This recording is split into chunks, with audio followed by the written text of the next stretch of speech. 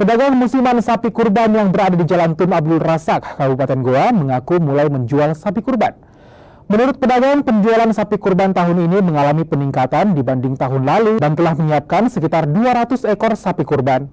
Harga jual sapi kurban ini juga bervariasi, mulai dari harga 10 juta rupiah dengan berat sapi sekitar 60 kg dan harga sapi 100 juta rupiah dengan berat 1 ton.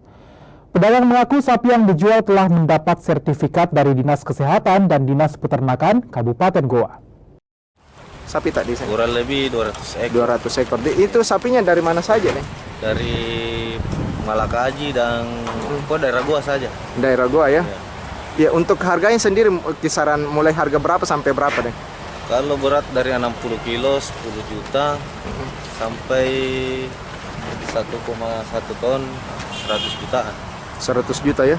1,1 ton ya? Ya. Ada berapa banyak sapi yang ukuran 1 ton ini?